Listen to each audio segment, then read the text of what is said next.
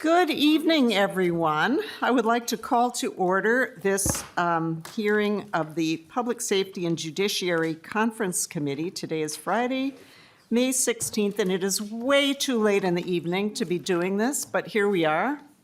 So we apologize to everyone who's been waiting and waiting for this conference committee to begin.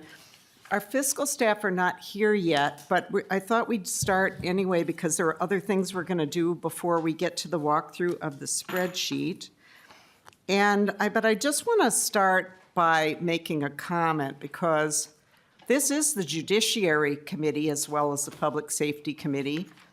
And as you all know, the Judiciary Committee is kind of where we think about the larger issues of our Constitution and how we run here. And I just really want to start by making a comment that some of the reason that we are delayed this evening is that we've been waiting for members of the executive branch to approve our work here that we have done as a conference committee.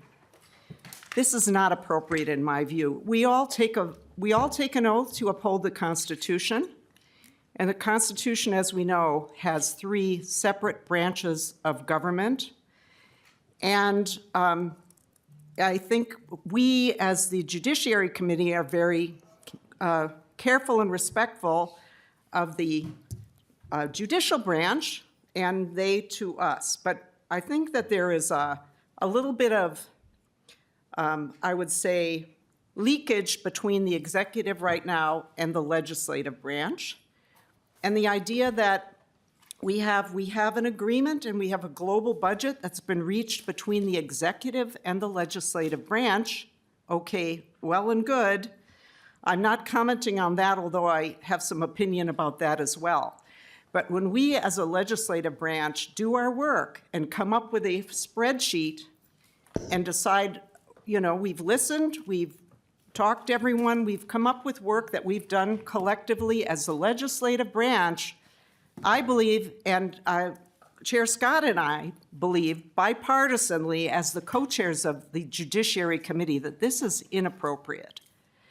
And I just really want to make that comment. This is starting to happen more and more. It's happened not just this year, but in recent years, that there is this, what I consider inappropriate interference with the legislative prerogative from the executive branch. As we know, the governor has the power to veto any bill that he chooses. He can line item veto some items. But what we do here in the legislative branch, at the end of the day, we are making the decisions here and not the executive branch. So I just wanted to make that comment because here we are in perfect timing because now our fiscal staff has come. But we're going to go, first of all, we're going to turn to, let me just pause there. And even though we want to move forward, do any of the other members of the committee want to make any comment? I would be glad to have you comment on it as well, should you care to. And you may disagree with me even. Chair Scott. Thank you, Chair Liebling, and I wholeheartedly agree. There's no reason that the executive branch has to give some stamp of approval of what we do here before we can take up our bills. I find that greatly troubling. And I thank you for the words that you spoke earlier. Thank you, Chair Scott. Chair Latz. I will just add that I have no quarrel with the executive branch being involved in conversations and sharing with us what concerns they have and giving us input. And ultimately, it's their decision whether to sign what we propose or not. And I think it's good to have collaboration, where we can have collaboration, but to give a veto power over everything before we've even got to the point of approving, that's what's troubling to me. So the prospect of going through this and making sure that we've got approvals from the executive branch before we're allowed to move forward with our budget proposals, I would agree that's quite troubling. And let's just say we want to make sure the legislative branch remains independent. We have to make sure we stand up for our legislative branch prerogatives. And that's how this kind of government is set up to work. So I support the position you're moving toward there. Thank you very much. Thank you, Chair Latz. Okay, so let's move forward then with, and get through this, because it is quite late, and we have some work to do here. So the first item, we have some outstanding policy items. So first, I would move adoption of the A38 amendment. This is one that we've discussed before. It started out as an amendment, a floor amendment, I believe, from Senator McQuaid, and with a lot of collaboration from various parties and vetting from agencies, we have come up with the language that is before you. And this is to try to get some control over data sharing that is going on with, or there's some concern about this possibly happening where data is being sent to registries, data from people with disabilities, lists of who has a disability, and so on. And so this is language that we've talked about it before, but the language before you has been worked on extensively, and we believe that we've gotten to a good place where we're minimizing unintended consequences. So, any questions or discussion from members? All right, seeing none, Chair Latz? No, okay, seeing none. All in favor of adoption of the A38 amendment, please say aye. Aye. Any opposed? The motion prevails, the amendment is adopted. Next, I think Senator Seeberger has a motion. Thank you, Madam Chair. I move adoption of Article 2, R5 through R7, Senate language lines 13.6 through 15.11. And this is a provision requiring the state fire marshal to conduct a third-party assessment of how firefighting services are provided in Minnesota, to include a review and analysis of incidents, incident types, response metrics, an analysis of the number of fire departments and types of staffing, effective response force of firefighters, recruitment, retention, training, certification, and to deliver their findings once that is completed. All right, thank you, Senator Seeberger. Senator Seeberger is moving adoption of Article 2, R5 to 7, the firefighting service study. Is there any discussion to the motion? All right, seeing none, all in favor of adoption of the motion, please say aye. Aye. Any opposed? Motion prevails. Senator Latz. Oh, did you have a motion? Not that I'm aware of. Okay. Yes, I do. I move adoption of Article 11, R12, Senate language, starting on line 169.27, as amended by the A46. This has to do with access to the unredacted portable recording system data related to collision investigations, giving authorization for that to be shared, and in particular, focusing on dash cam as well. The A46 amendment exempts the state patrol from having to disclose the unredacted portable recording system data, and also puts some guardrails around the use of that data once it has been disclosed to the requesters. The requesters are already limited in statute as to who can get it, insurance companies, for example, attorneys representing claimants, and so on. But there was some additional concern about requesters disseminating or using the data in a manner that would not be appropriate. So we do put guardrails in the sense that a requester who disseminates or uses the data would be subject, in violation of the restrictions, would be subject to the remedies in the Data Practices Act under Chapter 13, and also a notice requirement so that when they are given the data, they are informed that if they disseminate it without proper authorization under the law, that they could be subject to those penalties. This does not restrict the lawful use of that data, however. So when it's used as part of a claims evaluation or pursuit of a lawful claim, it becomes public data as it would under any circumstance anyway, and it would not invoke the sanctions in Chapter 13. All right, thank you, Senator Latz. Is there any discussion to the amendment? All right, seeing none, all in favor of adoption of Article 11, R12 as amended by the A46 amendment, please say aye. Aye. Any opposed? The motion prevails, and the amendment, and the section and the amendment are adopted. So now we will go to a walkthrough of the spreadsheet and an overview of the leadership agreement that impacts the targets. So who's going to start here? Mr. Turner. Madam Chair, members, I'll do the judiciary part of the spreadsheet. And I'd like to start by saying that the committee had targets of, for fiscal year 26-27, $19,163,000. And Mr. Turner, can you get any closer to your microphone? Sure. Fiscal year 26-27 net target was $19,163,000. Fiscal year 28-29 target was $54,822,000. For fiscal year 26 and 27, the way we got to that target of 19 million was with 43.4 million in appropriations, offset by 17.7 million in fiscal year 25 cancellations, and 6.5 million in ongoing fee increases. I'll go, I guess, agency by agency real quick. We'll start with the Supreme Court on line 6. And I'm not going to mention the bases, I'll just mention the decision items. On line 6 is insurance and compensation. The conference committee appropriated $1,533,000 each year in fiscal year 26 and 27 to the Supreme Court for insurance and compensation. It has tails of $1,757,000 each year in 28 and 29.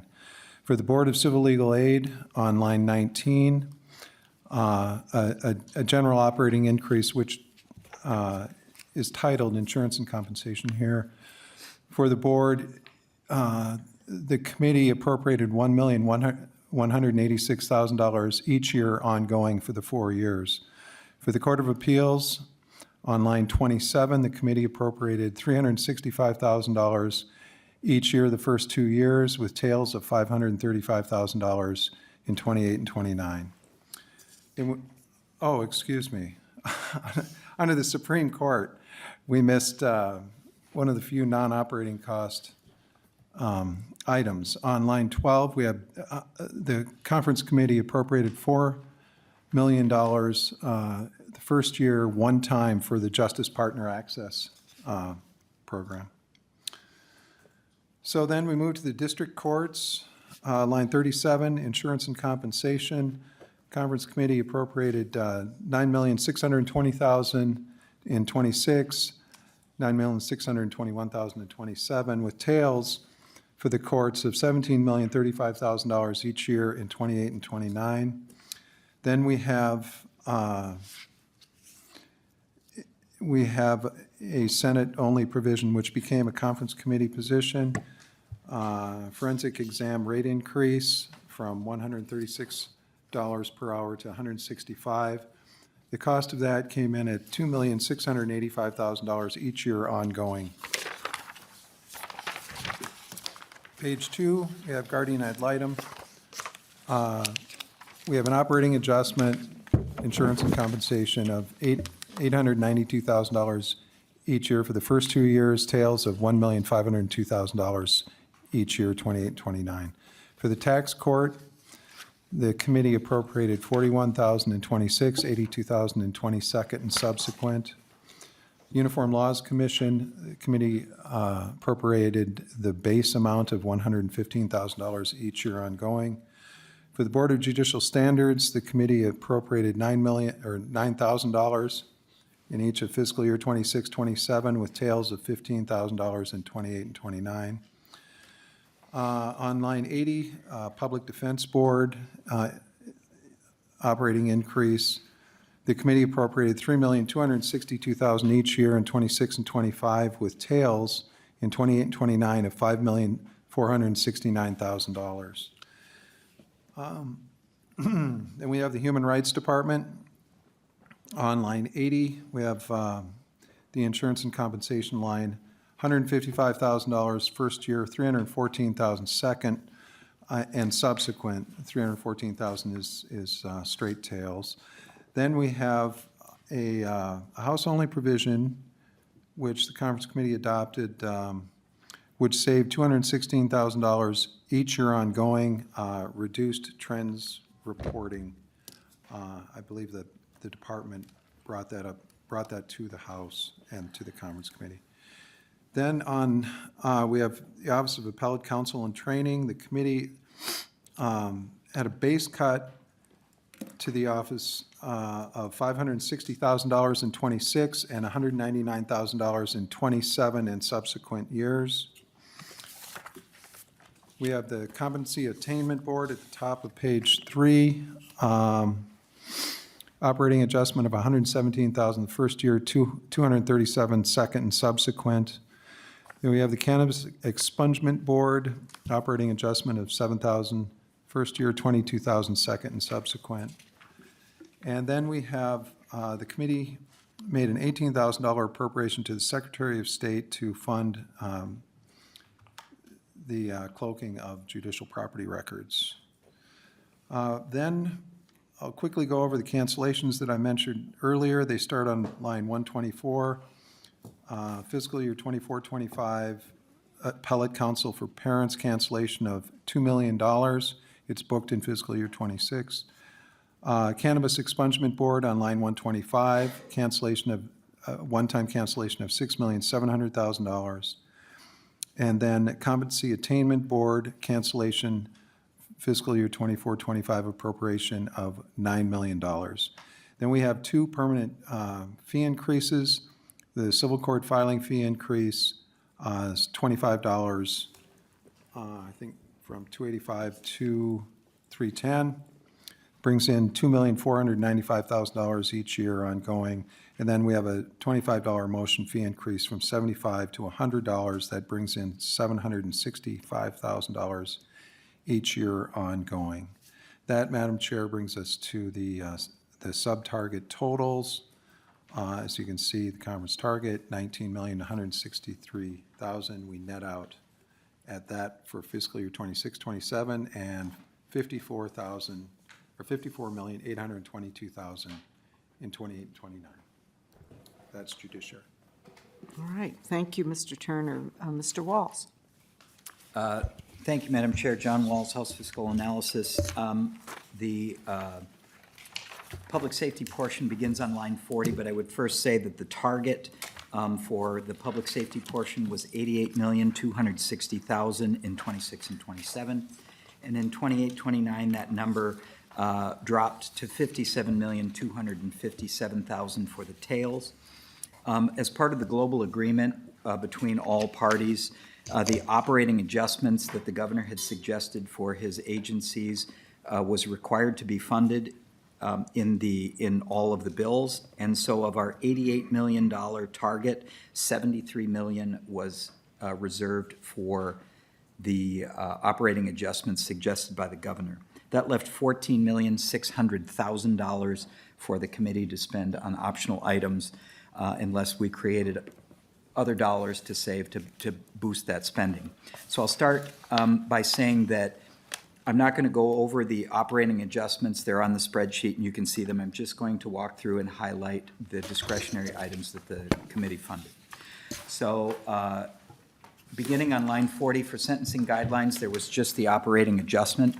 We moved to public safety. And in the program area of Homeland Security and Emergency Management, you can see on line 156, we included Senate File 734, which was supplemental nonprofit security grants at $125,000 for 2 years and with no tails. In the Bureau of Criminal Apprehension, there was the operating adjustments suggested by the governor, but also you'll see the inclusion on lines 171 and 172 of the moving in of several positions from the Department of Commerce to make up the state fraud and financial crime section within the BCA. Beginning on line 181, for the fire marshal, we included the governor's initiatives, and this is all special revenue fund. There's the operating adjustment, the move-in of the urban search and rescue, and hazardous materials response. You can see on line 189, the inclusion of House File 764, statute of limitation on arson, which has been increased to a 10-year statute of limitations. In the Board of Firefighter Training, we have essentially Governor's Rec, which takes us to the top of page 5. Gambling and alcohol enforcement, we have the Governor's recommended operating adjustment. In Office of Justice Programs, we included 2 provisions on line 221, the inclusion of Senate File 2291, prosecutor training grant, that is $100,000 per year for 2 years. On line 223, we included Senate File 1835, which is legal representation of children. That is also $100,000 a year for 2 years. Moving down to 235, which is the program area of emergency communication networks, we included the governor's suggestion of $14 million from the E911 fund for armor maintaining critical infrastructure. Madam Chair, that takes us to the top of page 6. There was no inclusion of the Senate ignition interlock provision because that traveled in a different bill. There, on line 253, there are the totals for public safety. Moving down to line 264, peace officer standards and training, we have the governor's operating adjustment, and on line 268 for the Philando Castile Training Fund. The bill provides $4,942,000 per year for 26 and 27, and ongoing tails of $878,000 beginning in 28 and thereafter. On the Private Detectives Board, we have the governor's suggested operating adjustment. Moving down to corrections for incarceration and pre-release services, we have the agency requested adjustments on line 287, and on line 289, you can see the savings for the phased closure of the correctional facility in Stillwater, which is $61,500,000 in the 26-27 biennium and $91 million in 28 and 29. On line 293, we have the inclusion of Senate File 1719 Mandatory Minimums Task Force, and that is $133,000. That is one time in fiscal year 2026. And on line 296, you can see the bed impact of fentanyl exposure of a child. Madam Chair, that brings us up to the top of page 7.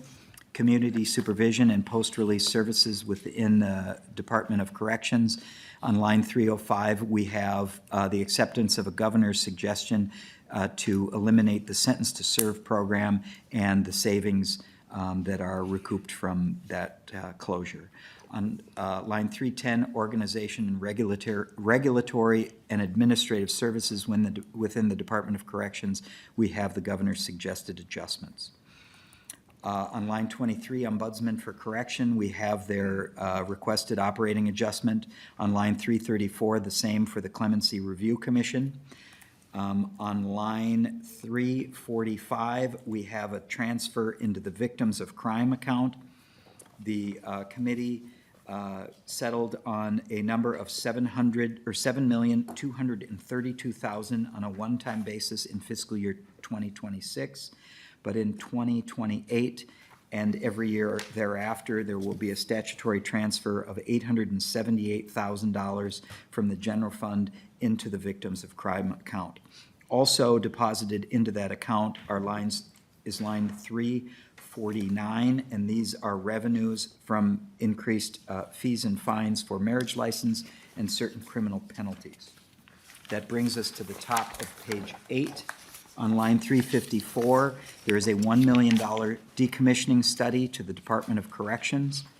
On line 359, there's $250,000 to the Office of Higher Education, and that is for in-service use of force training. Moving down to line 371, We had 3 separate appropriations that were set to expire, and there was language included that would extend those. That was $2.5 million for the Chippewa Tribe Coast Guard Services. On line 374, it was $5 million for Ramsey County Juvenile Placement Homes. And on line 376, Peace Officer Death Benefit for $1,275,000. On line 378, we have a cancellation from a prior bonding bill of $1 million from DOC Asset Preservation. These were the funds that were used to fund the decommissioning study. Madam Chair, those essentially are the items in the bill. You can see on line 381 and to 395, the subtotals for the public safety portion, and page 9 are the totals for the entire bill, and I would stand for any questions. All right, thank you very much, Mr. Wall. So do members have any questions on the spreadsheet? And we're gonna, just so you know, we're gonna release our fiscal staff after this so that they can go and do the work they have to do.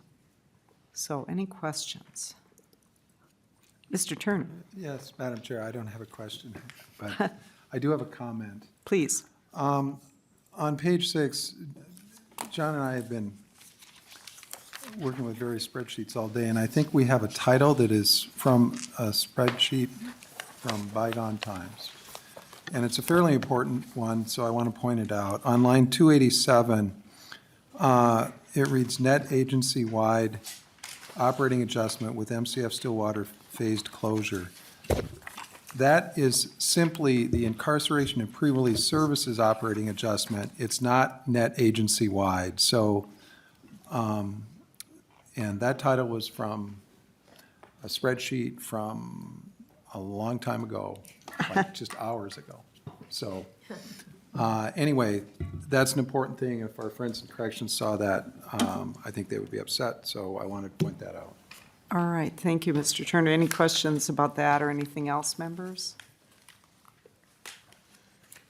All right, not seeing any. So thank you very much for the walkthrough. So fiscal staff, I think you could be excused and go and do the other things that you need to do. Thank you.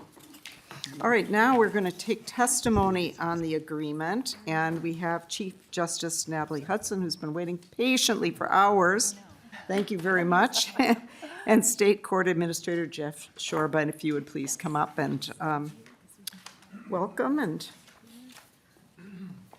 please go ahead and give us your testimony. And you do need to, I'm sure you know, just state your name for the record if you would. Good evening. Thank you, Madam Chair. Good evening, chairs and members of the committee. For the record, my name is Natalie Hudson, and I have the honor of serving as Minnesota's Chief Justice. I'm here today on behalf of the 322 judges and approximately 2,800 staff who serve in the Minnesota Judicial Branch. And I just want to say I do appreciate the opportunity to appear before you here this evening. Let me begin by just expressing my sincere appreciation to the House and Senate Judiciary Committees for your thoughtful work throughout the session, and to the members of this conference committee for your efforts to reach agreement under very difficult circumstances. I know well that this has been a challenging year with difficult choices and limited resources.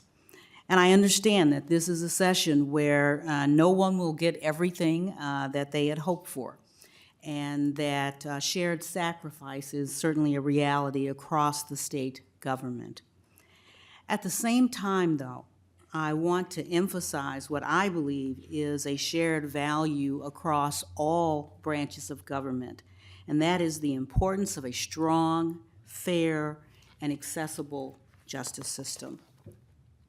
Our courts are not simply another government program. They are an essential part of our democracy. They protect constitutional rights, including the rights of everyone in this room and the citizens across the state of Minnesota. They ensure the rule of law for everyone in this room and for the citizens across the state of Minnesota. They resolve disputes peacefully for everyone in this room. and for our citizens across the state of Minnesota.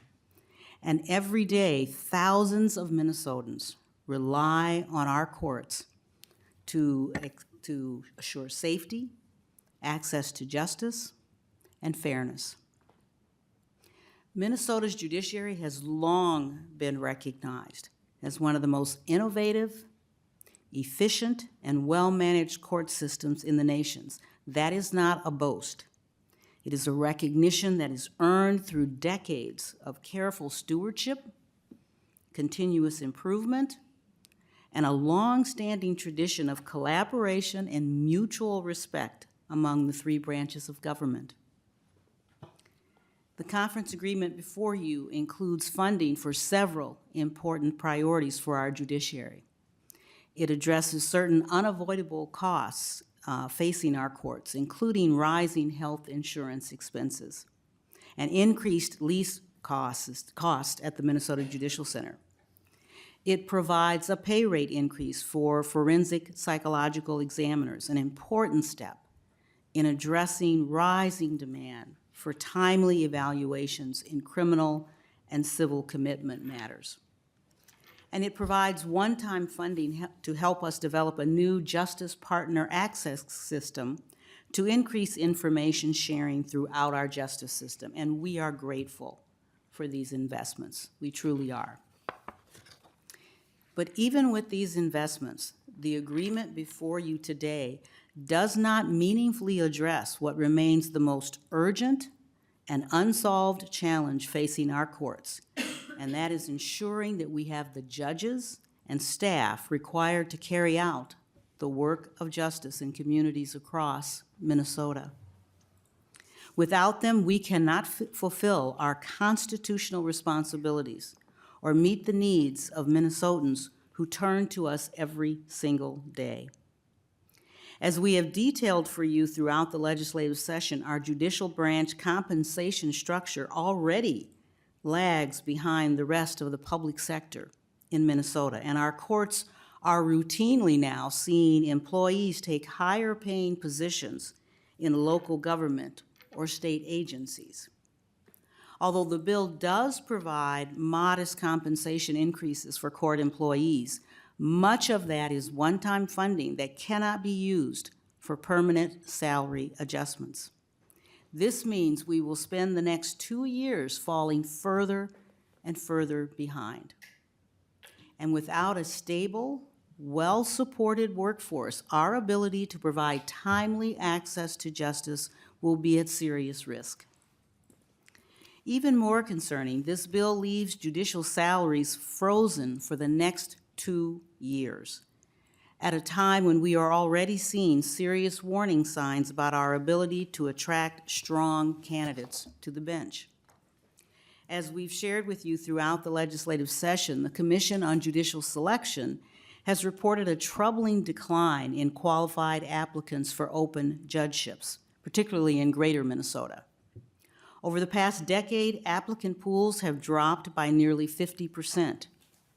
Just this year, the governor's office was forced to extend application deadlines for vacancies in both the 9th and the 6th judicial districts due to a lack of applicants.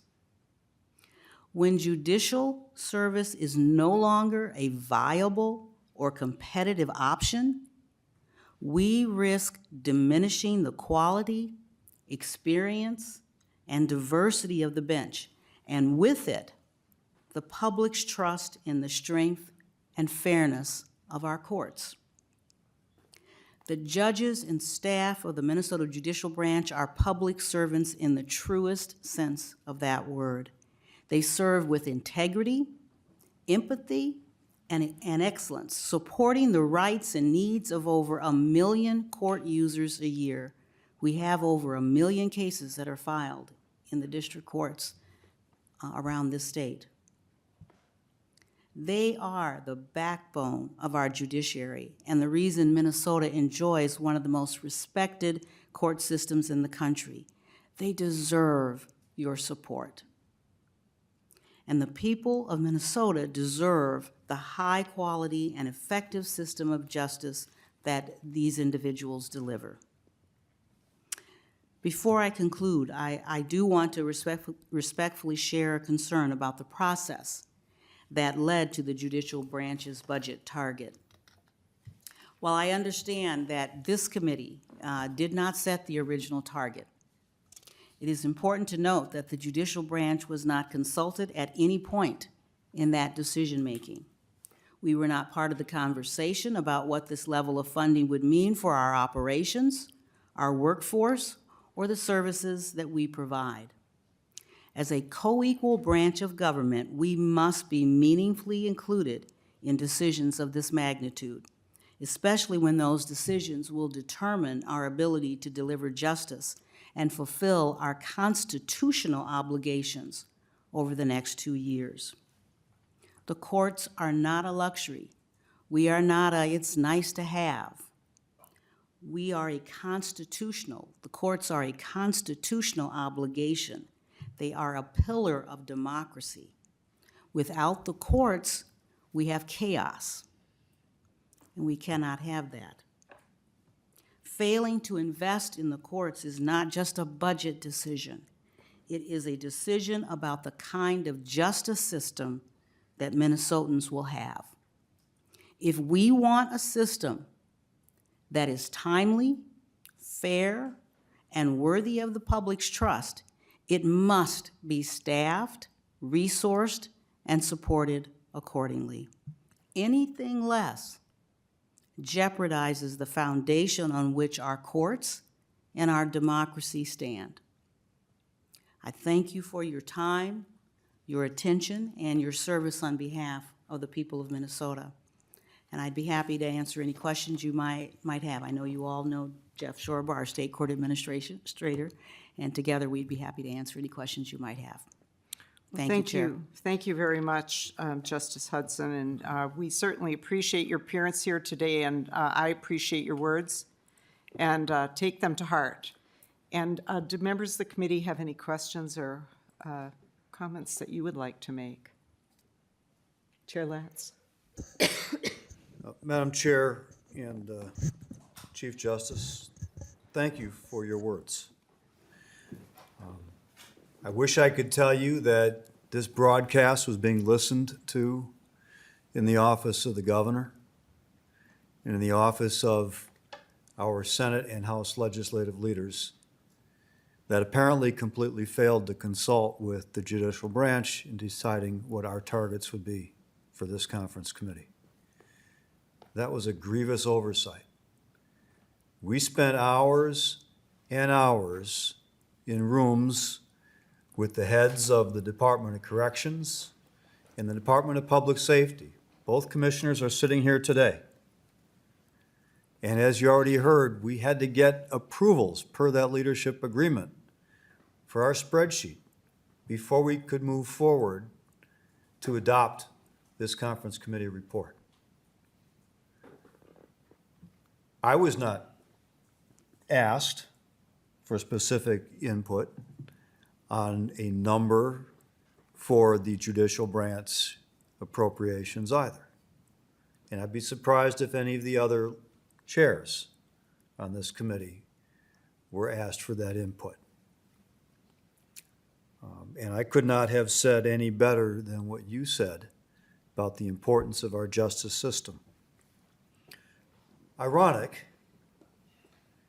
when we live in a day of threats to democracy and the rule of law and the role of the executive in relationship to that rule of law, it was just revealed that what was thought to have been a copy of the Magna Carta that was in the possession of the Harvard Law School library was in fact an original from the year 1300. One of only 7 such originals known to be in existence. The Magna Carta was originally written in, I think, the year 1210, when the barons convinced then King John in England to concede some of his power and recognize some of their rights. It was partially retracted and then reissued by Henry III, and then followed up by the king that followed Henry III. And among the rights of the Magna Carta, which became part of the foundation of our United States and Minnesota constitutions, was the principle that there would be no deprivation of rights except by rule of law or the decision of one's peers.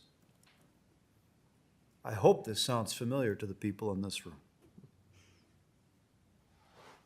And the only way in which those rights are adequately, meaningfully enforced is by the society's consensus that they are important and an agreement to follow them, as the judicial branch has no formal enforcement mechanism. They rule by the power of their words and the agreement of society that this is how we are going to live in democracy. And it is an essential check on the power, yes, of the legislature and also particularly of the executive branch. So the funding, which serves to allow the branch to function and to attract the very best jurists and staff to implement that justice system, is absolutely critical. And while we are in a position here where we have to work within the confines that we were given by our leadership, I share your disappointment in those confines. And I will pledge to continue to work to find better ways to address the judicial branch's needs as we move forward. Thank you for your words and for your work. And thank you, Senator Latz. I certainly appreciate that, and I look forward to continuing to work with you and with this body to strengthen the judiciary. And so thank you for those words. I appreciate it. Thank you. Any other members that wish to speak? Have questions? Okay. All right, well, thank you again. Thank you, Chair Lieberman.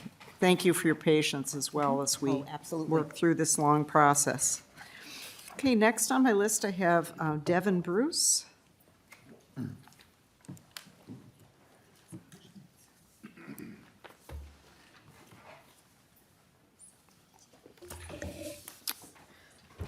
Welcome to the committee, and I'm going to, again, apologize that we've made you wait so long. We're going to have to ask you to be somewhat brief, however, because we do have a lot to get to. But welcome to the committee. Please state your name.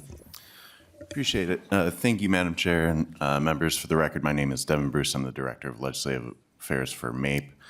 I just want to make a couple comments on some of the provisions. First, the operating adjustments for the agencies. These are pretty vital for making sure that our staff remain employed and can deliver the essential services in both the corrections, DPS, BCA, crime lab, on down the line.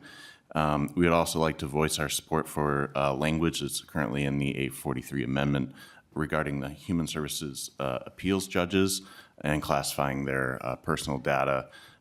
This was largely an oversight when the OAH had their administrative law judges have personal information classified as private, while also the human services judges are also administrative law judges, just not under that court system. Finally, we'd like to first comment a little bit on the closure of Stillwater. And I think you'll hear a little bit more of a theme of the failure to consult, the failure to collaborate also in my remarks. The process that we're witnessing today for the closure for Stillwater Correctional Facility is just utterly disappointing and completely adverse to the original intent of the underlying statute that requires legislative approval before closing the facility. The statutory provisions were to ensure a thorough and public vetting that can be done prior to a closure and done through the committee process. And with this agreement as negotiated by the legislative leaders as well as the governor and the announcement just made yesterday, we are throwing that out.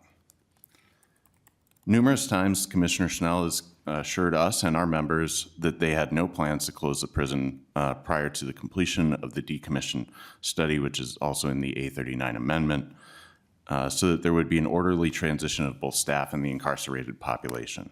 But here, we forge ahead with a bifurcated process. For Stillwater, we build the plane while we fly it, initiating transfers and closures prior to the production of the report, while future contemplated closures will have some study that is required. And while I recognize that the language reflected in the A39 is the committee's effort to assuage our concerns prospectively, the actions by the administration and leadership show that codifying this language has little worth if they can just wipe it out completely during the closure. And this says nothing about the impacts of the downstream and collateral effects on programmatic, therapeutic, and rehabilitative staff that now have to take on additional casework. We appreciate the time. Thank you much. Thank you for your testimony. Do members have questions for the testifier? All right, seeing none, thank you. Next, we have Ethan Vogel.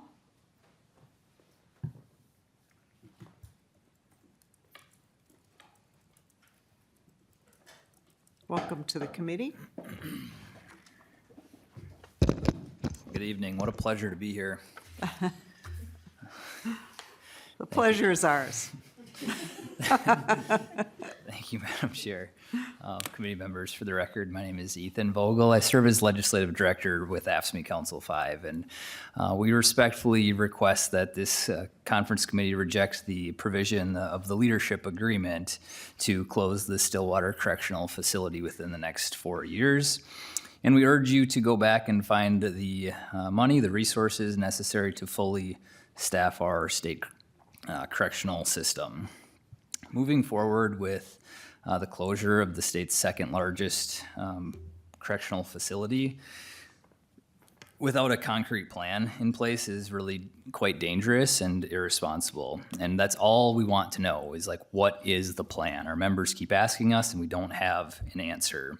The incarcerated population at Stillwater, roughly 1,200 people.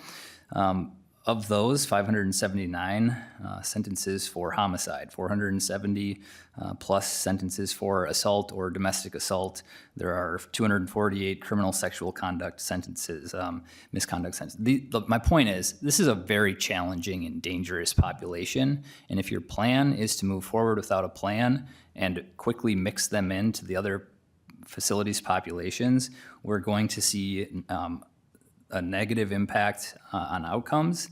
And the other point is that this population at Stillwater is accustomed to being single-celled in their wet cells, and it might seem trivial to have a toilet and a sink in your cell, but it is a preferred amenity. And I guess the concern is if we don't have the capacity in other facilities to ensure an equivalent accommodation, we think this is going to lead to overcrowding. It certainly will, and it's going to make every other facility less safe. And people who are in Stillwater, they are murderers, they are rapists, they are child abusers, and they have assaulted correctional staff in order to get to Stillwater. So what happens if over the next 4 years we have a limited number of single cell options, but that is where the Stillwater population wants to be? This population will, over the next 4 years, assault our members in order to jump to the top of the list and get themselves placed in Oak Park Heights. This is very dangerous thing that you all are setting up when you vote for this, if you vote for this. They'll attempts to avoid double bunking in other facilities or dorm style room situations, and my fear is that our members are going to be severely hurt. And again, we shouldn't be moving forward when we don't know what the proposed plan is, and the legislature certainly should not abdicate their responsibility. They should maintain some oversight in this. And God forbid if somebody gets killed or if somebody gets seriously injured during this transition because in the last 24 hours you all decided to move forward quickly and without a plan and behind closed doors, And without any real opportunity for engagement or for feedback, the blood will be on your hands for making this decision. And I don't want that to happen. I don't want us to be here years later saying, maybe we should have listened to the workers. Maybe we should have listened. And so to echo Mr. Bruce's points, on page 3 of your A39 amendment, lines 17 to 19. So the plan, which we're going to put on paper, that's great. The plan must minimize staff layoffs and maximize opportunities for staff of the facility designated for closure to transfer to vacant positions in other correctional facilities. What vacant positions are we talking about here? We've heard the commissioner say we're 99% fully staffed. So what vacant positions are we talking about? So we have hundreds of members right now on probationary status. So what is the plan? Is the plan to cut them loose, to non-certify them, to fire them? So we protect against layoffs, but there's no verbiage in here protecting against non-certifications in order to open up positions for the Stillwater workers to fill. It's a terrible proposal. It's half-baked. It's jeopardizing safety across all of corrections. It's jeopardizing outcomes. And we all know that Stillwater someday is going to close. Without significant investment, Stillwater will shut down. But this is not the way to move forward. It's not the way to do it. And it's simply time to take a step back and create a real plan with legislative approval and legislative oversight and an opportunity for stakeholder engagement and feedback. And in the meantime, for you all to go back to leadership and renegotiate this budget and find more money so that we can fully staff our state correctional facility while we create a plan. Thank you. All right, thank you. Members, any questions or comments for Mr. Vogel? All right, thank you.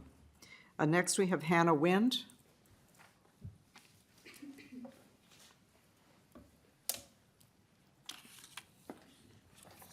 Welcome to the committee. Please state your name and go ahead.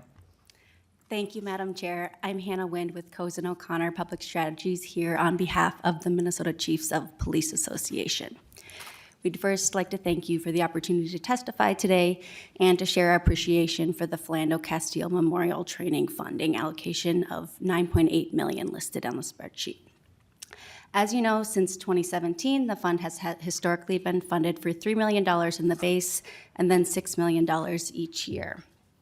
We acknowledge the difficult decision that the chairs have had to make with the budget constraints that are coming up in the years, and this allocation demonstrates the legislature's commitment to quality policing in our communities. Fully funding the training was the Chief's #1 legislative priority for this year in order to have training reimbursements for local law enforcement agencies to have their officers be continually in compliance with the state's mandates. The association supports these requirements, and we believe they are important for upholding the highest standard of policing and that they play a significant role in developing and maintaining relationships in our communities. We thank you for the appropriation, and we look forward to working with members of the committee in the coming sessions in effort to fully fund the $6 million for each year. Thank you. All right, thank you for your testimony. Any questions for members or comments? All right, not seeing any. Okay. All right, we will move on then to adoption of some additional items that are related to the finance portion of the bill. And on my list here, I have first Senator Westland. Thank you, Madam Chair. I move adoption of Article 2, R2, Senate language, lines starting at 10.4, and as amended by the A40 amendment. Madam Chair, this motion, this language has to do with the nonprofit security grants. We are providing one-time money of $125,000 each year. My understanding is one of the primary points of the amendment is that it provides for the eventuality that if FEMA happens to not fund things or goes by the wayside, this provides a mechanism for the state to receive and process applications And that is primarily the amendment and the language. All right, thank you, Senator Westland. So, Senator Westland's moving adoption of Article 2, R2, the Senate language starting at line 10.4 as amended by the A40 amendment, correct? Is there any discussion to the motion? All right, seeing none, all in favor of adoption of the motion, please say aye. Aye. Any opposed? The motion prevails. All right. Representative Scott, did you have a motion? I do. Thank you, Madam Chair. I move adoption of House language lines 88.23 through 89.16 on page R13, A11, and lines 90.1 through 98.12 on page R17, A11. I also move adoption of the A43 amendment. This is the language of the Judicial Branch and District Judges Association proposed to protect judges' real property records. And the amendment incorporates stakeholder feedback and adds protections against dissemination of personal information for Department of Human Services judges. What the A43 does is on line 1.14, it clarifies that current and retired justices are included in the definition of judicial officials. Line 1.5 adds judges and employees in the DHS Appeals Division to the definition of judicial officials.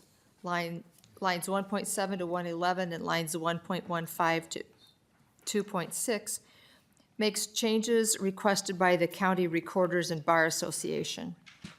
Lines 1.2 to 1.12 to 1.14 exclude judges and employees of the DHS Appeals Division from the real property records provisions. And lines 2.7 to 2.19 adds an amendment requested by the District Judges Association that was adopted on the Senate floor to the House language.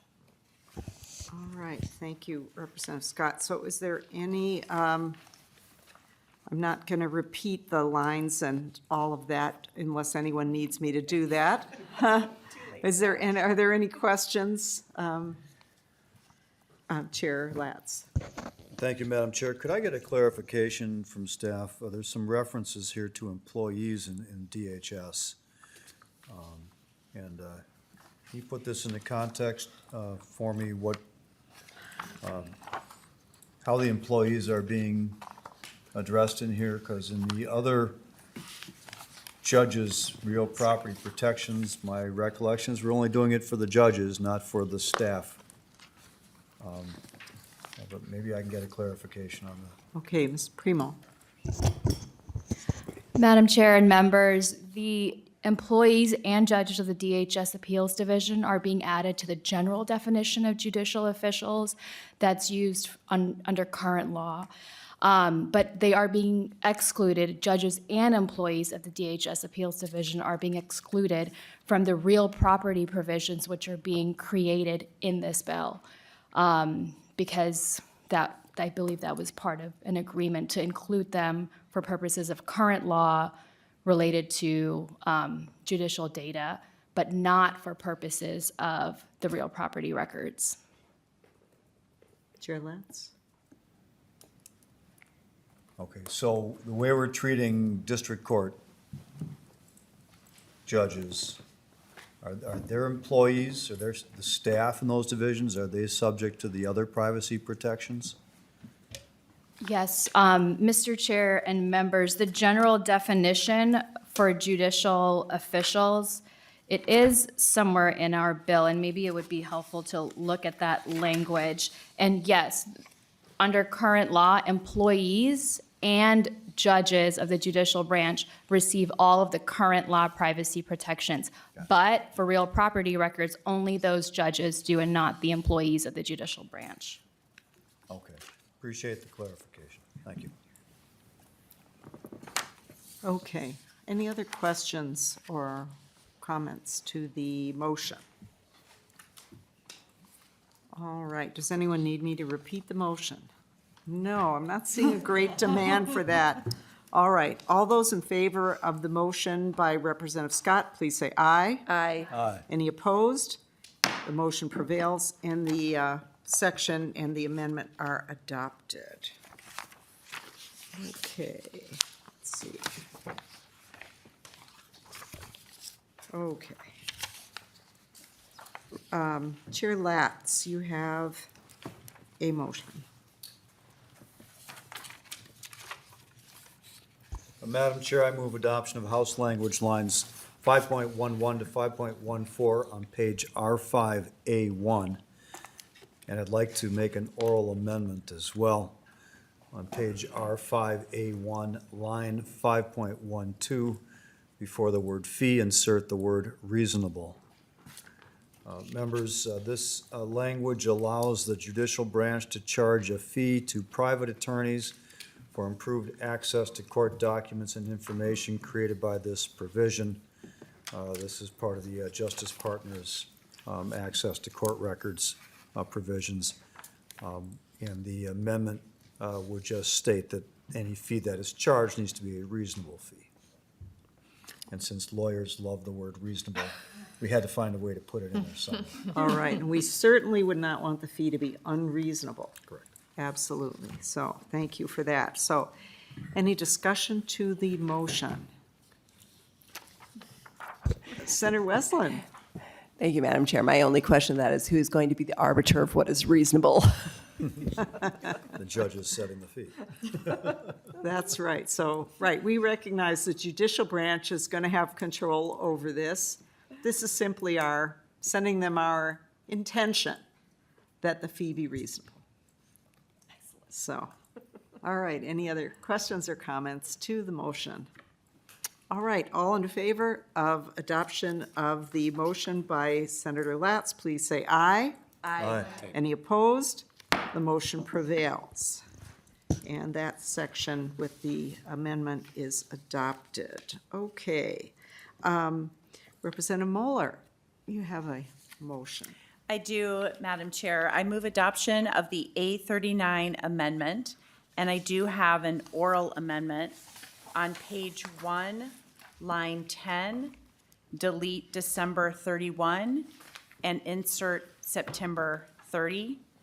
And then I'll just kind of, since this is the amendment related to the phase closure of Stillwater over the course of 4 years, and it's not in the underlying bill language, I'd like to just take a minute to walk through what this amendment does. Please. All right, so the first, on the first page is an appropriation for the decommissioning study.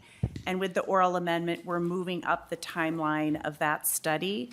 And while it does allocate $1 million for that, as Mr. Walls explained when we did the walkthrough of the spreadsheet, they're just taking, they've got the money from a different source, and so it's actually a budget neutral item to us this year. So that's for the actual decommissioning study. And then if you look on line 2.27, that is what's in current statute about the legislative approval for the closure of either Stillwater or St. Cloud. And so the Stillwater language is stricken from this on line 2.27. And then if you move to line 3.16, this is not necessarily specific to Stillwater, but it will apply to Stillwater as well, requiring the commissioner to develop a written plan for the closure, and then all of the different things that the written plan must take into consideration. And then finally, on line 3.29, that paragraph there, which is specific to Stillwater, is just making it clear that because of this phase closure, that doesn't mean that anybody's going to get any special early release or reduction of sentence just as a result of this closure. So I'm happy to answer questions about this amendment as well, if anyone has any. All right, and thank you, Chair Mueller. And I should just say that the amendment, the oral amendment, I think we just incorporate that. I don't think we have to vote on it separately. So we'll just incorporate your oral amendment on line 1.10, changing the date from December 31st to September 30th. Is there discussion to the amendment?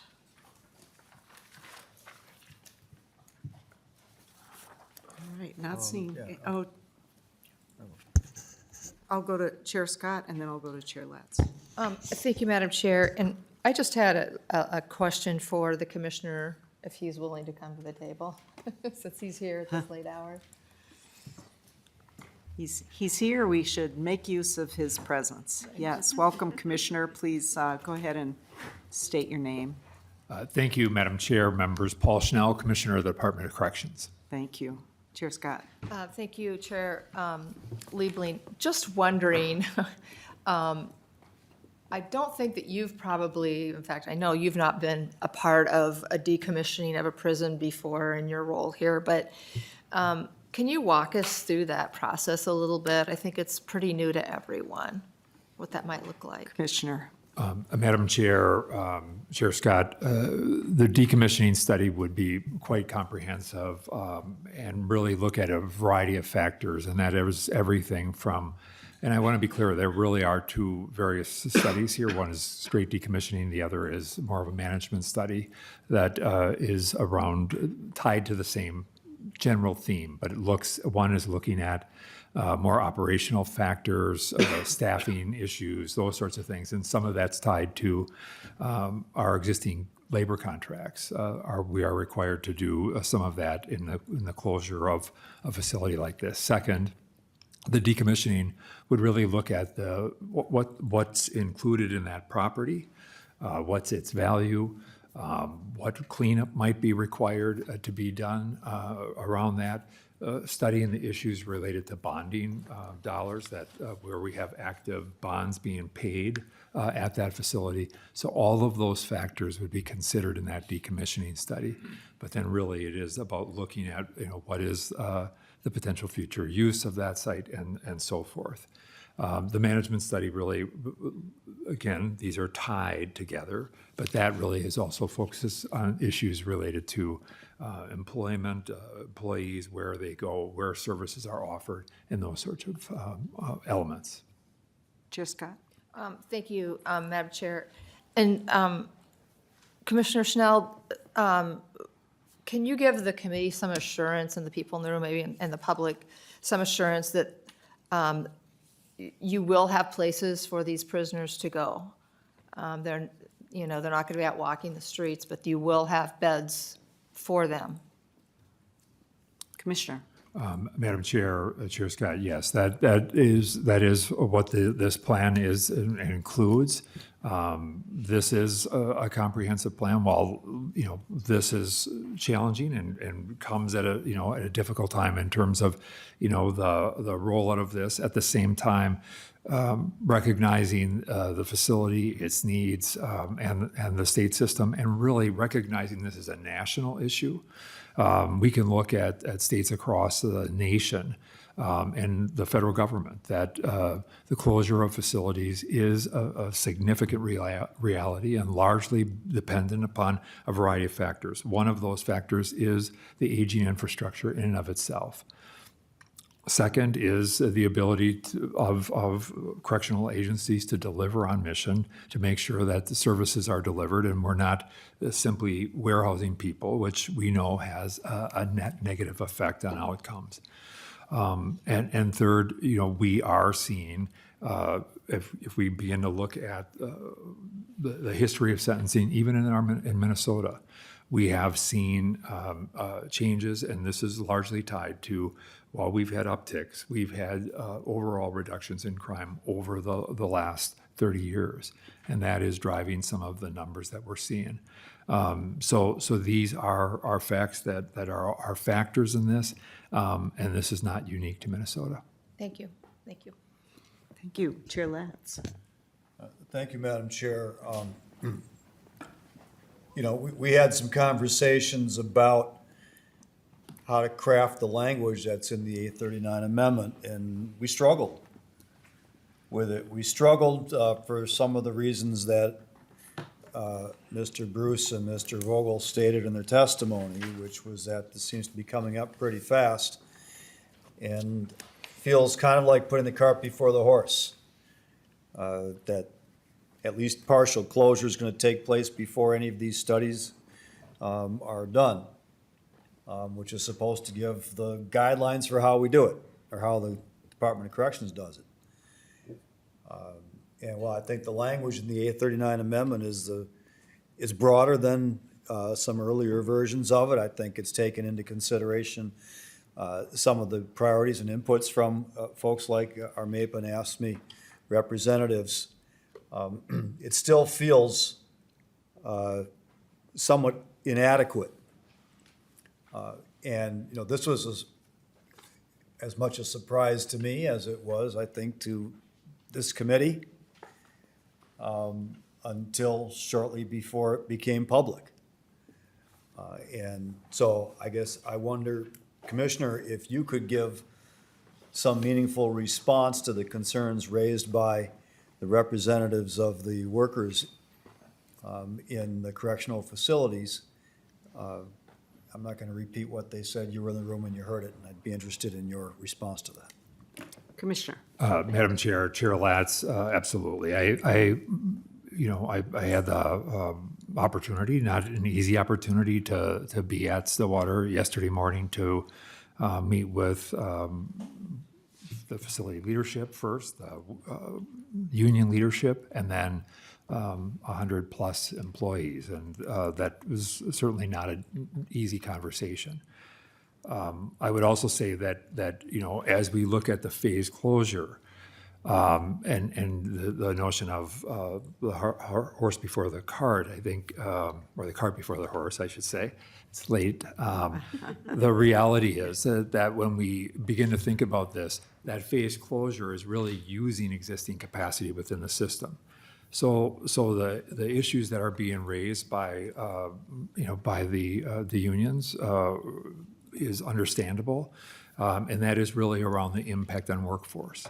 And you know, one of the things we've heard, and I heard directly from some of the staff at the facility, we heard it tonight, is that, you know, why hasn't the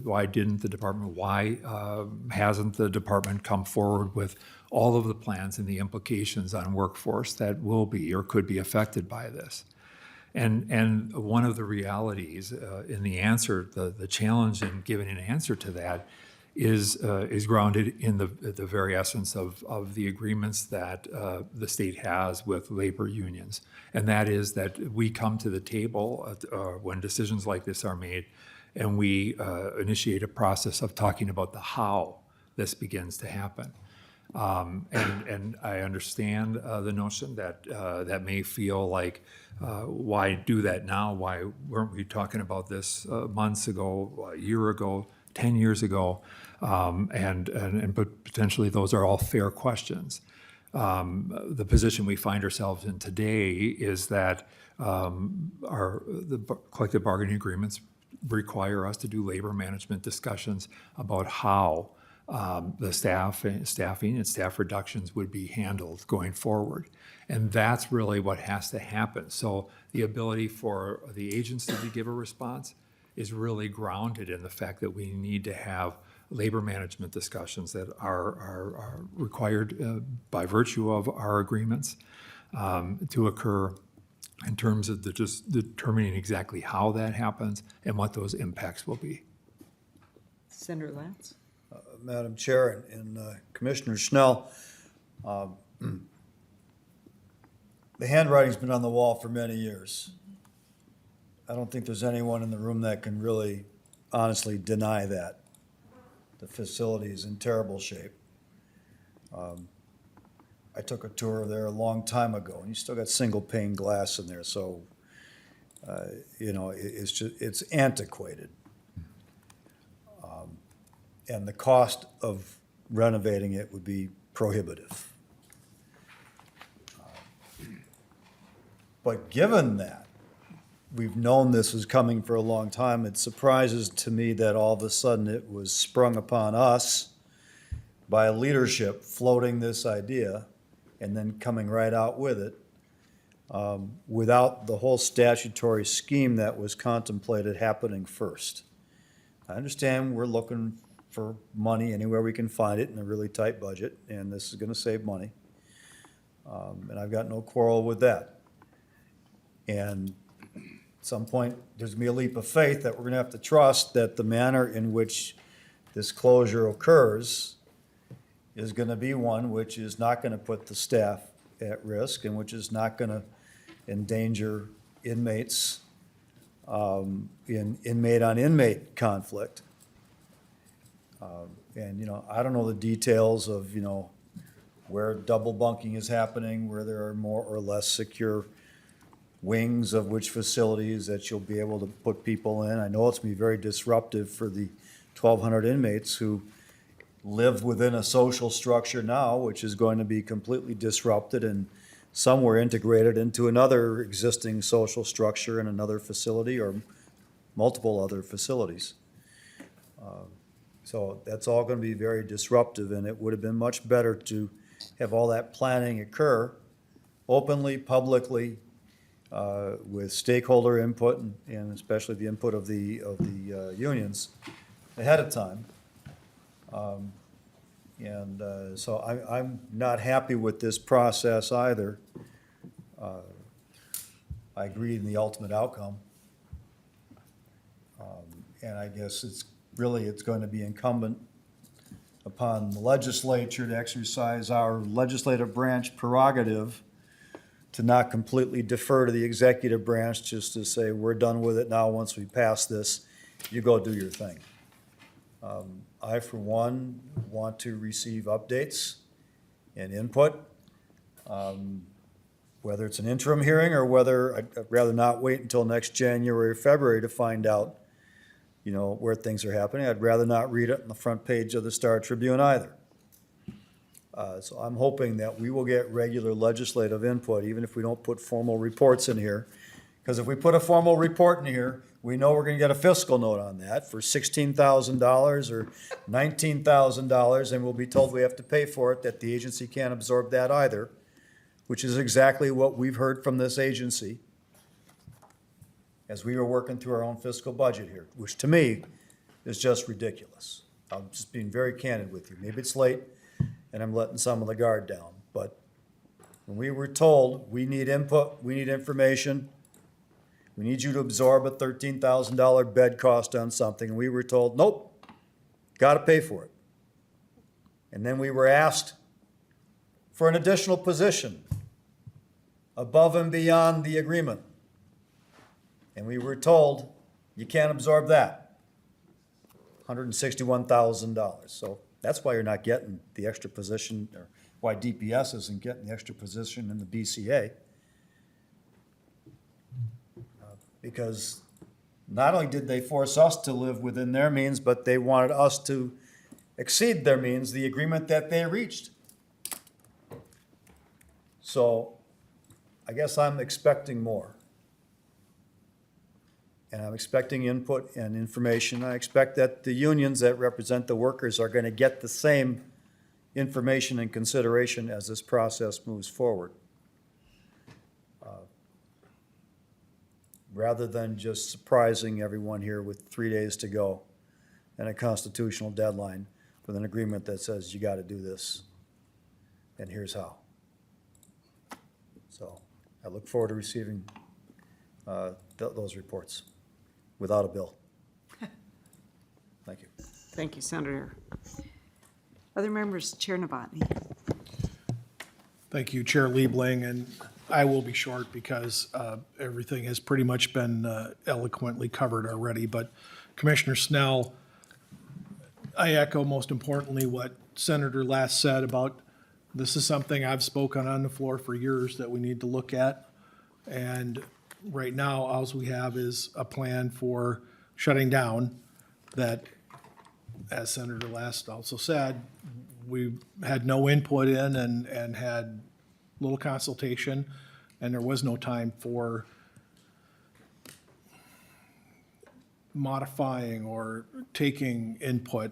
My question for you is, or my request of you is that at some point, I feel in about a year that we will be in the same situation and we'll be asking for operating adjustment. And as also Senator Latz said, we better have a plan. And the plan better not be right now just what else we're going to shut down. 2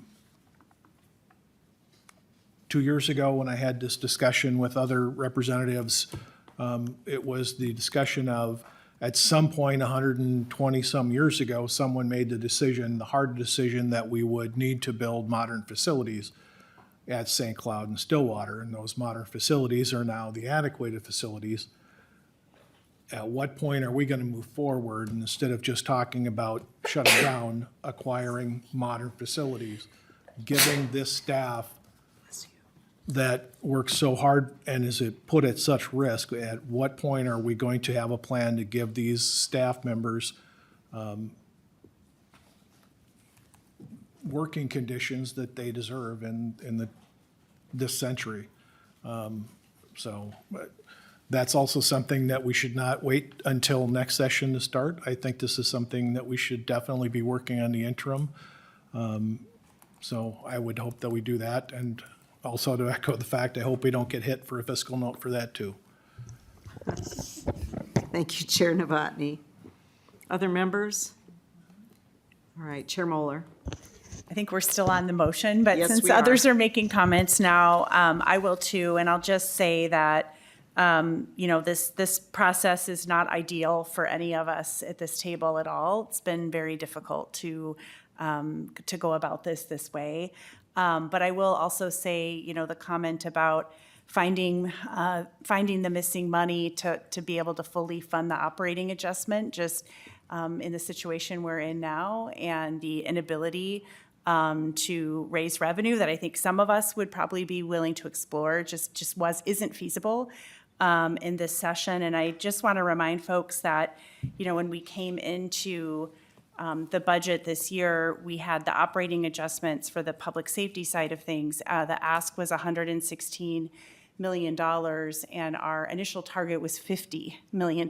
And when we tried to prioritize that money how we really wanted to, we were really slammed by the agencies because of the inability to fund the operating adjustment. And what that meant was we were going to be laying off a lot of staff across the Department of Corrections, a lot of staff across the Department of Public Safety. It meant we weren't going to be able to process evidence in a timely fashion, which is bad for the justice system and for people who are charged with crimes and for victims of crimes. So I just want to put that in perspective, that I'm not excusing the process here at all, but I just want people to realize that if we didn't fund the operating adjustment, that has really dire consequences for the staff and for public safety in the state. So, thank you.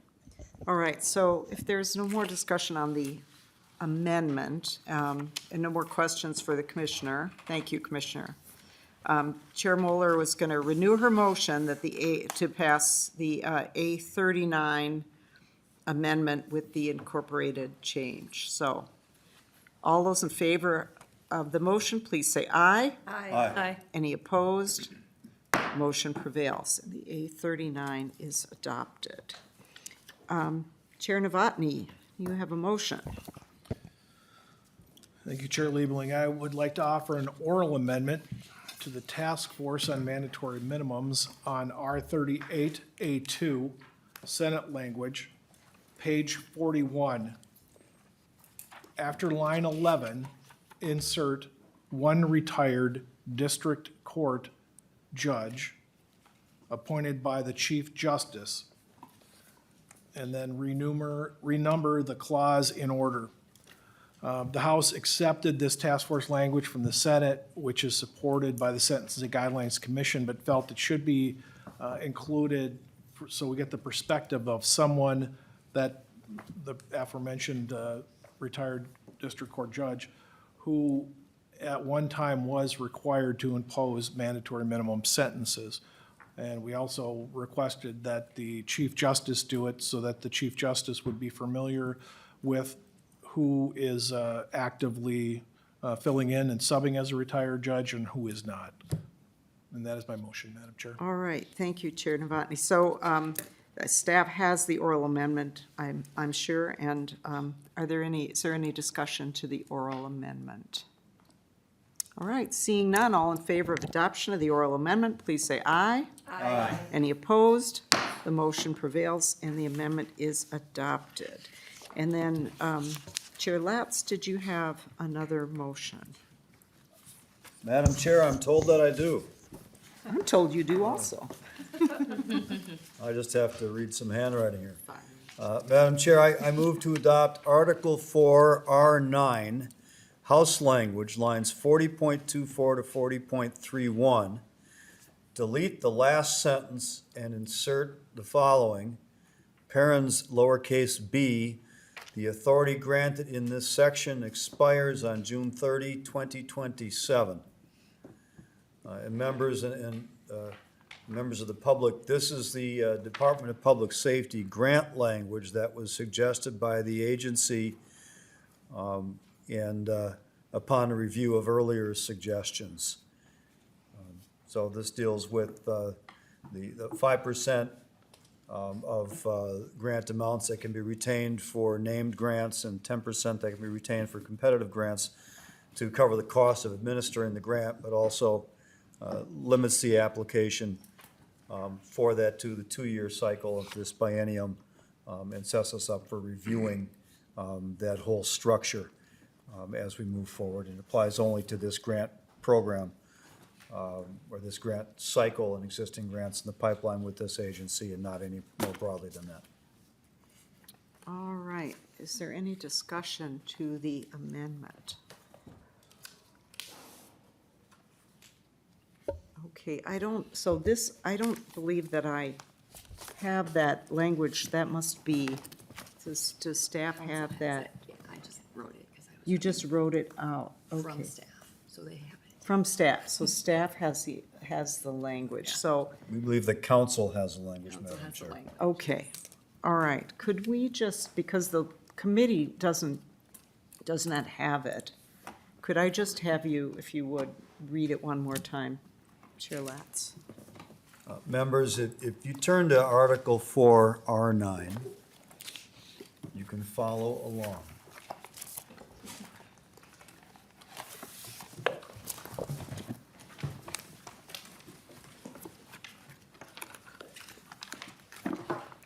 Lines 40.24, dealing with grants, grant contracts and programs administrative costs.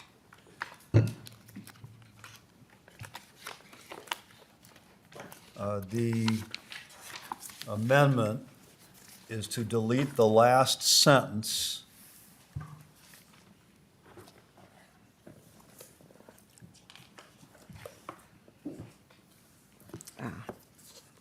And insert B, the authority granted in this section expires on June 30, 2027. Okay.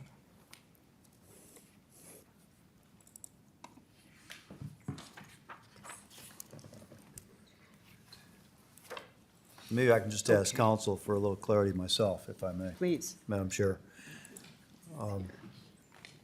So where does the last sentence begin, on what line?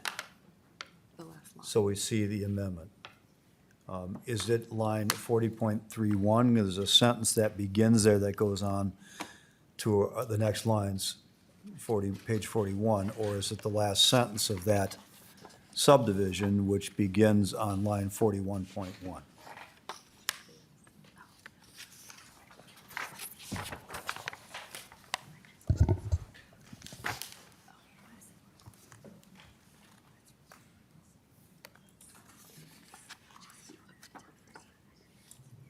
Which amendment are we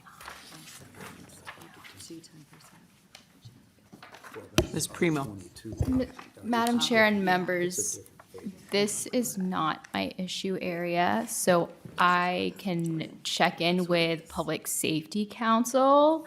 But they were looped in on the email from DPS, I'm fairly certain, but I will get back to you. Okay, so, Madam Chair, Senator Latz. maybe I can ask a representative from DPS that sent us the language that can give us the information. It's this, without that, just that. With copies of it. Can we hand out these copies?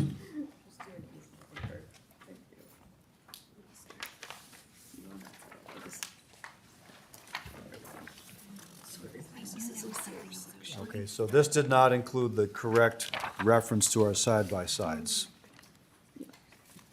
So I'm going to direct members to, we're going to hand out the amendment, the A45, so you can see it, Madam Chair. Please, yeah.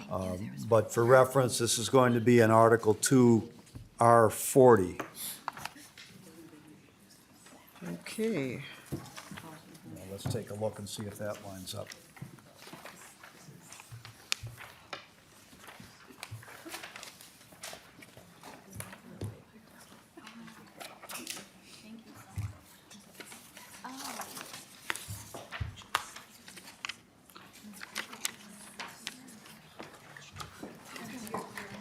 Doesn't look right either. This is what comes with. It's not the right place. This is what comes with. Yeah, but you're just. Page 43. Marks back. Where's page 43? And then you're deleting the current. That's the problem. R40, 21. Article 2, page 40. Okay, 40. it's right. Senate language, there's no Senate language on that page. Yeah, the Senate language is on the left on Yeah. this, so I think it's, you're right here, yes. Page 43, There's line 21. after line 21. Those are death benefits. I don't know why it's. This is process for retroactive Chair Mueller. claims. Thank you, Madam Chair. So the language that is already in the House language, paragraph A that was handed out, is in the House language, in the House bill. The only thing we're doing here is adding paragraph B, which is essentially a sunset of the language that's in the House side by side.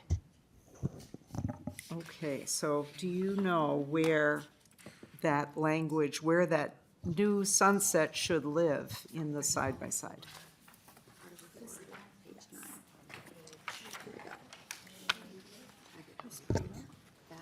Ms. Primo? Madam Chair and members, my understanding is that the language that's going to go into the conference committee report is what is in the A45. So the piece that Chair Latz read would replace lines 115 and 116 of the A45. And it's because this provision is being added to the Senate language, and it's not currently in the Senate side by side. So they're taking the House language. That's what it looks like in the amendment. Okay. So does everyone have the A45 amendment then? And, okay. Insert in section 22. Okay, so there's nothing here, so we're adding a section 22. So does everyone then understand what we're doing now? I think I do. So are there any questions to the amendment? I kind of want to just make sure that it's stated clearly because also I think the public needs to understand what we're doing. And, do we need testimony then, members from DPS? I don't think we really do. Okay, I see. That's what we're doing now. Okay. I think I'm seeing it now, Madam Chair. All right, so has Senator Latson, why don't, since it's your motion, what, maybe, Yeah. do you feel like you can make make a clear statement of what we're doing Yeah, here? I think I can, Madam Chair. In the side-by-sides that we've all been working off of, on page R40A2, on the left side, there is Senate language, but you'll notice there's not a section 22, there's only a section 21. So the A45 amendment at that space adds a section 22, which is the underlined language in the A45 amendment. But the A45 amendment itself needs to be changed, which is why on line 15, what's itemized as paragraph B, the language there is deleted and replaced with the handwritten language on the bottom of the A45 that was handed out. That's the sunset language. And then the last part of the A45 amendment goes on into our side-by-sides in Article 4 on page R9. There's a subdivision, there's a section 9 that deals with grant contracts. That's all being deleted because it's being replaced with what's earlier on the A45 amendment. Okay, and had we already adopted that other language? No, none of this has been Okay. adopted yet. All Madam right, Chair. because normally we don't need to delete language that's in a side-by-side, we just don't adopt it. But it's on the same line. so I Oh, think that's why okay. it's confusing. All right, but staff feels this is clear, the way it's written. Well, Crystal. Crystal. close enough. And maybe we'll use our corrections bill after all, who knows? All right, but everyone understands what we're doing here? Yeah. All right, very good. So with that, Senator Latz renews his motion to adopt the A45 with the change that we are incorporating, right? Which That's is correct, Madam to Chair. strike the language on lines 1.15 and 1.16 and replace it with B, the authority granted in this section expires on June 30th, 2027, correct? All right. Any other discussion? All those in favor, please say aye. Aye. Opposed? Motion prevails. The amendment is adopted. Okay. All right, so we have reached the magic I moment. think I have another amendment. Oh, you have another amendment. Okay. Senator Latz.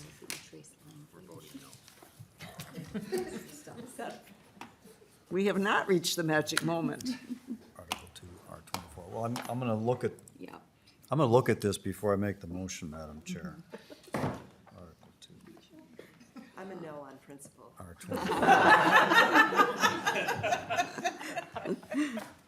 Madam Chair, Senator Westland, this amends my E-trace language, so Okay, I hope you might reconsider. I your will position. reconsider, as long as we move quickly. Oh, this one. Cost. Cost that's Lines sharing the 27, bottom. 1 to 25. All right. Now I know what this amendment is doing, and I'd like to make my motion, Madam Chair. All right, please make your motion. Madam Chair, I move that the Senate language in Article 2, R24, lines 27.21 to 27.25 be stricken. And so, members, this amendment deals with the E-trace system and a portion of the E-trace system that required the ballistic testing of all shell casings was what created the fiscal cost for this bill.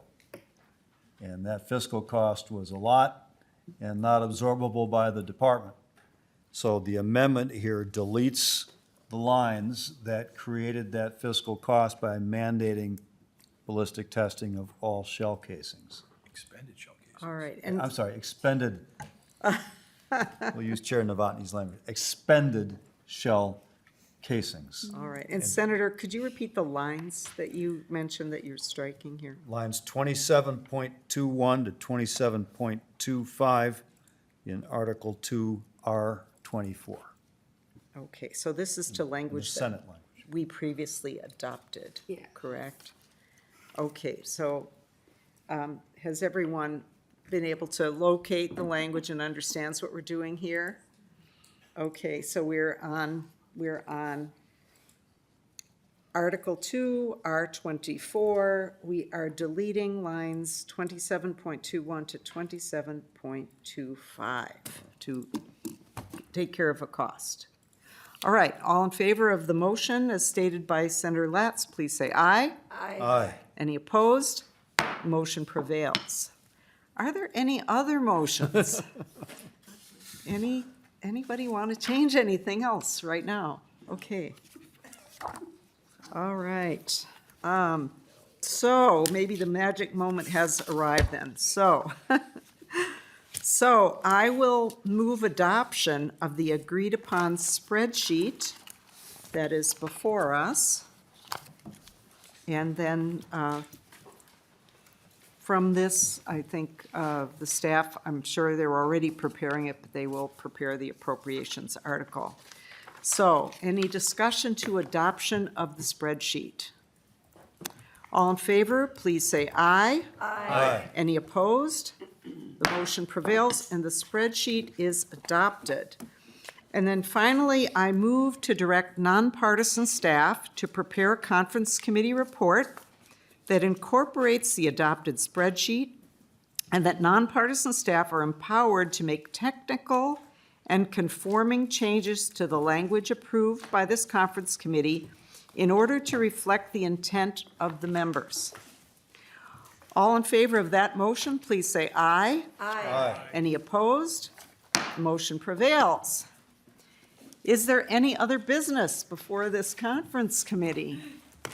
Since it's, Closing remarks. okay, Senator Latz. Other chairs might as well. Okay, please. Madam Chair, I just want to take a moment to leave some closing thoughts here. First of all, I really want to express my appreciation to our amazing staff. We don't thank them often enough. And they are absolutely stunning in the kind of work that they do, the support they give, the information they gather for us as we're trying to make decisions here, and what they do to follow up as well, to implement the decisions that we make, and the patience they show when we change our minds or head off in different directions. And so I want to say that. Number two, I want to say how much of a pleasure it has been to work with my conferees. For some, this is the first time through the conference committee process, and certainly as chairs in this field. And I have to say, this has been one of the most productive and fruitful and problem-solving oriented conference committees I've ever served on. And that's because of who's a part of it, the staff and the members. So I wanted to say that publicly. I appreciate the work that we all did and the attitude that we all brought to the work that we did. I think the results, especially under difficult circumstances and tight constraints and with some policy challenges, I think we've come to the best place that we could have, and better than I imagined when we first came in. So I want to express my appreciation and thoughts there. In terms of sort of moving forward a little bit, I do want to say that there are some pieces of this budget that I would have liked to have seen be better in terms of funding levels. There are a lot of those, but particularly with crime victim services and armor radios. I had a proposal, and I've introduced a bill to take what are perennial funding issues for us. Every budget cycle, we're scrambling, and we saw it again here, to try to come up with as much money as we can, and we always fall short of the need. I've got a proposal to add fees onto phone lines in Minnesota. 50 cents a line per month, be $6 per line per year. Would raise $36 million. That could, in my proposal, could have been split evenly between victim services at $18 million a year and armor radios replacement at $18 million a year. Would have gone into a special revenue account, would have been long-term stable funding. And for the armor radios, we got a $250 million shortfall there that we need to find money to help our counties do so emergency services can talk with each other. And we are not going to get there at $1 or $2 or $4 or $5 million a year proposals. We're just never going to get there. So I'm hoping that we can take a more serious look at those options next year. And it would be my intention, because I also know ambulance services, especially in rural Minnesota, are scrambling with the same long-term funding challenges.